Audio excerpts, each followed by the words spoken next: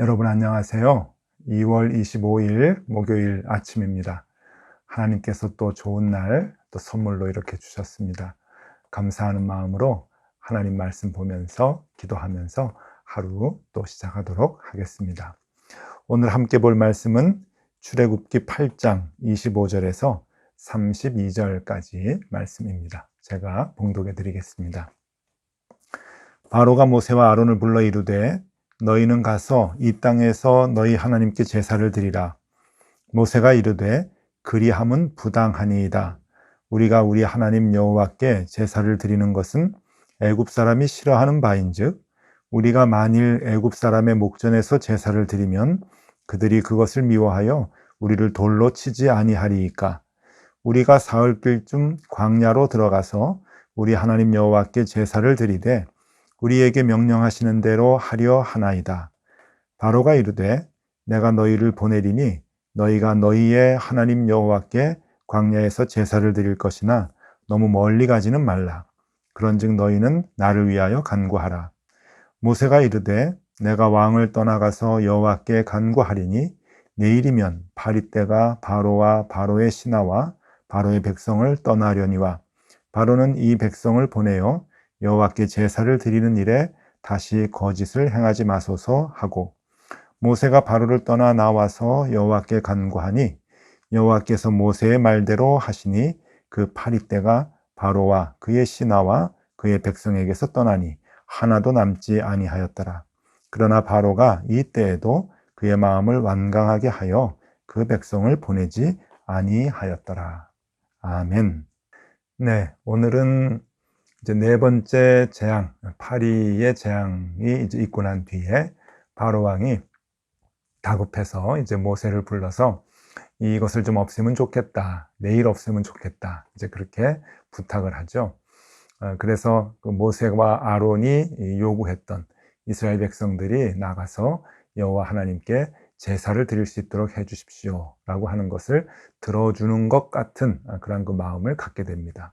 그래서 파리의 재앙이 없어지는 것까지 이제 보여지게 되고 다시 바로의 마음이 완강해져서 다시 그것을 거부하는 그런 이제 모습까지 나오게 됩니다.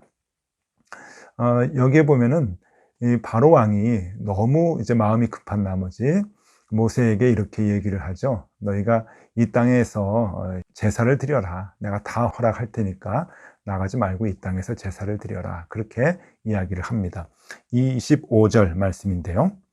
바로가 모세와 아론을 불러 이르되 너희는 가서 이 땅에서 너희 하나님께 제사를 드리라. 그래 너희가 마음껏 제사 드려. 여기서 드려. 그렇게 이제 제안을 하니까 이제 모세가 거부를 하죠. 26절에 그 거부하는 내용을 얘기하는데 그것이 조금 이상합니다. 한번 들어보십시오. 26절입니다. 모세가 이르되 그러함은 부당하니이다. 우리가 우리 하나님 여호와께 제사를 드리는 것은 애굽 사람이 싫어하는 바인즉 우리가 만일 애굽 사람의 목전에서 제사를 드리면 그들이 그것을 미워하여 우리를 돌로 치지 아니하리이까. 네, 우리가 그동안 출애굽기를 보면서 그냥 슬쩍 지나갔던 내용이라서 깊이 생각해 보진 않았지만 오늘은 이 부분을 좀 자세히 들여다보려고 합니다. 조금 좀 이상하지 않습니까? 왜 이 제사 드리는 것을 여기 보면은 애굽 사람들이 싫어한다. 물론 이제 뭐 종교가 다르니까 싫어할 수도 있겠죠.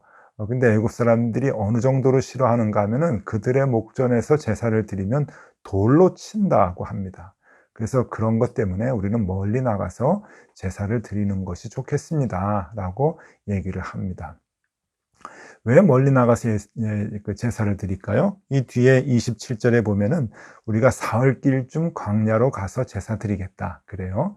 한 3일 길을 가서 하나님께 한적한 광야에 가서 제사를 드릴 테니까 허락해 달라라고 그렇게 얘기를 하고 또 제차 바로 왕은 그럼 멀리 가지 말아라. 가까운 데서 제사를 드려라 라고 그렇게 얘기를 합니다. 왜 제사가 뭐길래 애굽 사람들이 있는 데서 제사 드리면 안 되고 꼭 멀리 가서 이렇게 제사를 드려야 하는가? 이 부분이 오늘 우리에게 주시는 이렇게 메시지가 큽니다. 어떤 분은 이 부분에 대한 해석을 이렇게 해요. 그래서 우리는 예배드리는 장소가 멀리 정해져 있어야 된다. 이제 그렇게 얘기를 하셔요. 요즘 같은 이제 온라인 시대에 집에서 영상으로 예배도 드리고 그러는데 그거 잘못됐다. 우리는 먼 길을 가서 정말 준비하고 또 수고를 이제 하면서 먼 길을 가서 정해놓은 예배당에서 우리는 예배를 드려야 된다. 그렇게 이제 해석하시는 분들도 계시는데 조금 무리는 있는 것 같습니다. 이게 전체적인 맥락을 보면 그러한 의미로, 그러니까 제사 드리는 장소는 멀리 떨어져 있어야 되고, 생활 중에서 가정에서 제사 드리면 안 되고, 또 우리가 항상 수고를 하고 먼 길을 가는 것 같은 노력을 드려야 된다라고 해석을 하는 것은 조금 이 상황에서 맞지 않는 것 같습니다. 그러면 왜 이제 먼 곳에 떨어져서 제사를 드려야 하는가? 왜 애굽에서 제사를 드리면 싫어하다 못해 돌로 쳐서 죽이기까지 하려고 애굽 사람들이 그렇게 분노하는가 하는 것에 대한 이야기를 조금 해보도록 하겠습니다. 이 이야기를 우리가 풀어가기 위해서는 400년 전, 그러니까 요셉이 있었을 당시 야곱과 그 자녀들 그리고 형제들이, 요셉의 형제들이 애굽으로 이주할 때의 상황을 좀 봐야 합니다. 그 당시만 해도 요셉이 애굽의 총리 대신이었기 때문에 환영을 받으면서, 그러니까 바로 왕의 환영을 받으면서 야곱과 그 자녀들이, 그 식솔들이 다 이주를 했죠. 그래서 그 바로 왕이 그들이 거주할 수 있는 땅을 이제 허락을 해줍니다. 요셉의 형제들에게 이렇게 얘기를 해요. 바로왕 앞에 가면은 여차저차 이유로 인해서 우리는 이렇게 살아야 합니다 라고 하는 것을 얘기하십시오 라고 코칭을 하죠. 그 내용이 창세기 46장 34절에 나옵니다. 읽어드리겠습니다. 당신들은 이르기를 주의 종들은 어렸을 때부터 지금까지 목축하는 자들이온데 우리와 우리 선조가 다 그러하니이다 하소서.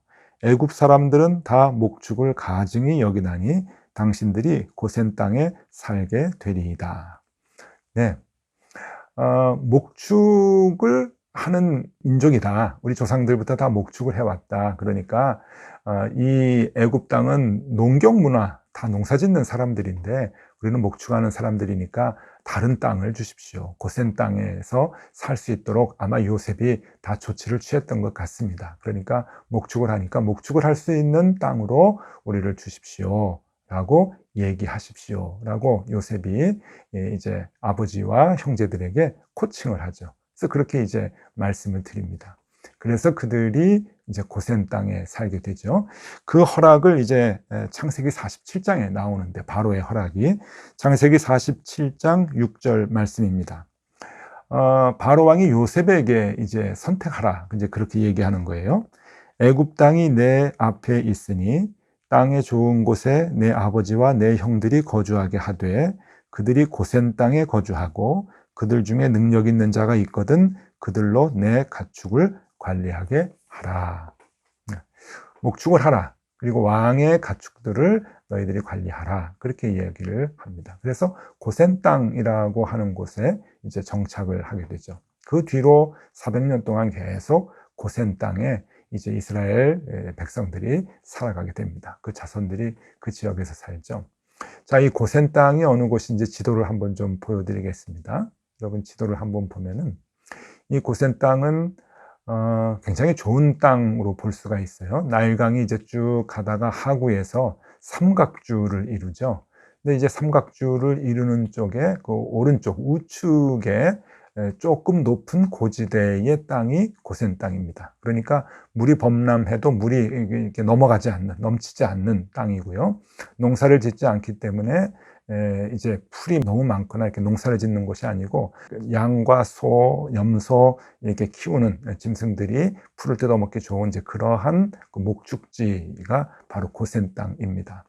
그런데 이게 또 왕이 있는 곳과 너무 멀리 있어서도 안 되죠. 왜냐하면 왕의 가축을 이제 키우는 그런 그 업을 이제 맡게 되었기 때문에 왕이 있는 곳과 가까운 곳에, 그러나 나일강이 범람하지 않는 곳, 그리고 목축을 키우기 좋은 곳, 이것이 이제 고센 땅입니다.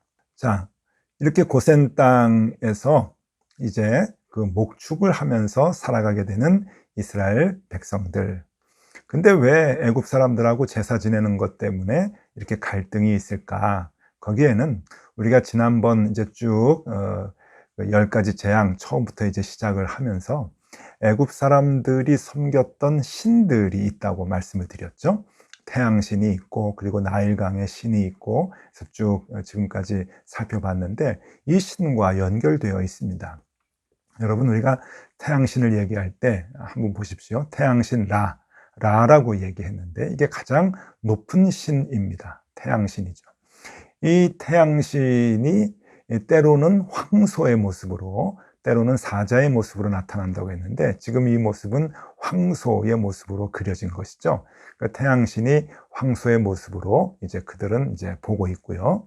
그 다음에 우리 어제 살펴봤습니다. 크눔이라고 하는 나일강 신이죠. 나일강의 수위를 조절을 하고 진흙으로, 범람한 진흙으로 사람을 창조했던 신이 크눔 신인데, 이 크눔 신은 순양의 모습을 하고 있습니다. 이렇게 뿔도 달려 있고요. 이렇게 그 라 신과 크눔 신만 보더라도 이 황소와 순양의 모습을 하고 있어서, 이 농사를 짓는 그들은 황소와 이 순양을 굉장히 귀하게 여기고 숭배하는 이제 그러한 그 모습을 갖고 있죠. 그러한 그 생활의 문화를 갖고 있는데, 여러분, 반면에 이스라엘 사람들은요, 제사를 지낼 때 제물을 뭘로 씁니까? 우리 잘 알고 있죠? 황소, 그리고 또 송아지, 그리고 양, 염소, 이런 동물들을 하나님 앞에 번제로 드리는 그러한 그 풍습을 갖고 있습니다. 제사의 규례를 갖고 있죠. 그렇기 때문에 이 황소를 신으로 숭배하고, 그리고 또 순양을 신으로 숭배하는 그들의 문화 속에서 이런 동물들을 죽여서 번제로 드린다라고 하는 것은 돌에 맞아 죽을 일입니다. 정말 그렇죠. 그러니까 그곳에서 마음껏 제사를 드리는 것은 불가능한 일이죠. 그리고 제사를 드린다고 해도 마찰이 빚어질 수밖에 없고, 아무리 이렇게 이제 분리가 되어서 살아간다고 해도 이제 많은 교류가 있고 애굽 사람들이 사는 곳과 가까운 지역이기 때문에 분명히 이 제사로 인해서 충돌이 있을 수가 있는 거죠. 갈등이 증폭이 되고, 그래서 굉장히 어려운 관계 속에 있다고 하는 것을 볼 수가 있습니다. 여러분, 실례로 그 인도를 보면은, 인도는 소를 신성시 여기죠. 소가 뭐 신으로 숭배 대상은 아니지만 신성시해서 소를 안전하게 보호해야 된다고 하는 마음이 인도 사람들에게 있습니다. 그래서 이런 사진들을 보면은요, 여러분, 그 길가에 이제 소가 이제 누워 있고 앉아 있고 막 그러면은 차들이 비켜가고 사람들이 비켜가고 이제 그러고요. 또 이제 소의 날이라고 하는 게 있는데, 그런 날은 이제 소를 다 이제 씻기고 꽃을 달아주고 그 앞에서 기도하고 숭배하는 이제 그러한 그 모습들이 있는데, 인도의 그 힌두교는 이렇게 소를 신성시 여기고 귀하게 여깁니다. 그래서 이 소를 도축을 하거나 잡아먹거나 그러는 것은 있을 수가 없는 거죠. 맥도날드 같은 데도 이 소고기 패트를 전혀 쓰지 않는 곳이 이제 인도인데, 바로 그런 종교적인 이유가 있는 것입니다. 실례로 지난 2015년도에 이슬람교도 4명이 소를 몰래 도축하고 소고기를 먹고 그 남은 소를 냉장고에 보관했다가 발각이 되어서 4명이 힌두교, 극단적 힌두교도들에 의해서 살해당한 일이 있었습니다. 그러니까 지금 못 견디는 거죠. Save the Cow의 자경단이라고 하는 그 단체인데, 그 이름으로 소고기를 먹은 이슬람교도를 살해했다고 하는 이유로 크게 사회적으로 문제가 됐었습니다. 여러분, 바로 이런 갈등이겠죠. 애굽 땅에서 히브리 민족이 하나님께 마음껏 제사를 할 때 이런 갈등과 이런 그 불안이 있는 겁니다. 그러니까 그들은 멀리 가서 그들 마음껏 하나님께 정말 전심을 다해서 제사하고 싶은 마음이 있었을 것이고, 그것이 출애굽을 하고자 하는 가장 큰 이유가 되었던 것이죠. 그래서 그것을 요구하고 있는 것입니다. 자, 오늘은 왜 그곳에서 제사를 드리면 애굽 사람들이 싫어했고 돌로 쳐서 죽이려고 했을까? 그리고 바로 왕은 멀리 가지 말고 가까운 곳에서 이 땅에서 제사를 드리라고 했을까? 그런데 왜 모세와 아론은 사흘길쯤 가서 우리가 광야에서 제사를 드려야 되겠다라고 요구를 했을까? 바로 이런 이유에서 그것이 나타나는 것이죠. 우상을 숭배하던 그 많은 우상을 숭배하던 애굽 사람들 그 생활 문화 속에서 여호와 하나님을 섬기는 것, 그것이 너무 괴롭고 힘들고 해서 마음껏 제대로 하나님께 예배하고 제사하기 위해서 저들은 나오게 되는 것이죠. 출애굽을 결단하고 광야로 나가겠다고 하는 겁니다. 여러분, 오늘 우리에게 주는 교훈이 바로 이거인 것 같습니다.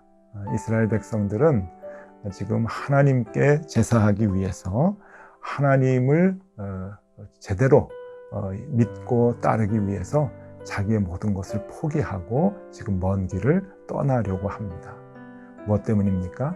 하나님 잘 믿기 위해서 그런 것이죠. 그래서 오늘 우리에게 주는 교훈이 한 두 가지가 있는데, 첫 번째, 하나님을 제대로 믿을 때 핍박이 있는 것. 핍박이 있다. 이거는 예나 오늘날이나 마찬가지인 것 같습니다. 하나님을 정말 제대로 섬기려고 하면은 정말 우리에게 핍박이 따르는 거죠. 돌로 쳐 죽일 것 같은 그런 그 핍박이 있을 수 있죠. 왜냐하면 세상의 가치관과 우리는 다르게 살아가기 때문에 그러죠. 그리고 또 하나, 하나님을 제대로 믿을 때 우리가 포기해야 할 것들이 생겨난다고 하는 겁니다. 하나님을 정말 바르게 믿으려고 한다면 양보하고 포기하고 내려놓아야 하는 것이 있는 것이죠. 그것이 혹 아까울 수도 있는 거지만, 그것이 내 생활의 모든 터전일 수도 있는 거지만, 하나님 제대로 믿기 위해서 우리가 그것을 내려놓을 때 하나님 기뻐하시고 우리를 생명의 길로 인도해 주신다라고 하는 것, 우리에게 주시는 깊은 교훈의 말씀입니다. 여러분, 오늘은 이거 하나 우리 간직하면 좋겠습니다. 하나님 믿는 것은 예나 지금이나 힘이 드는구나. 제대로 믿으려면은 핍박이 있고 손해가 있구나. 여러분, 지금 여러분 믿음 신앙생활 잘하기 위해서 어려움 당하십니까? 좀 손해가 많으십니까? 제대로 믿으시려고 애쓰시는 그 모습입니다. 여러분, 하나님께서 오늘도 그 모습을 칭찬해 주실 것이고요. 또 그렇게 고집스럽게 예수님 잘 믿고 하나님 의지하면서 살아가려고 하는 우리들에게 하나님께서 생명의 길, 선한 길로 우리를 인도해 주실 것입니다. 그 하나님 의지하면서 오늘도 또 힘차게 하루를 시작하도록 하겠습니다. 기도하겠습니다. 하나님 감사합니다. 손해를 보더라도, 많은 것을 잃더라도, 위협을 느끼더라도 주님 잘 믿고 싶습니다. 제대로 믿고 싶습니다. 주님 손 붙들고 갈 테니 선한 길, 생명의 길로 언제나 우리를 인도하여 주시옵소서. 예수 그리스도 이름으로 기도드리옵나이다. 아멘. 네, 함께 기도하시겠습니다.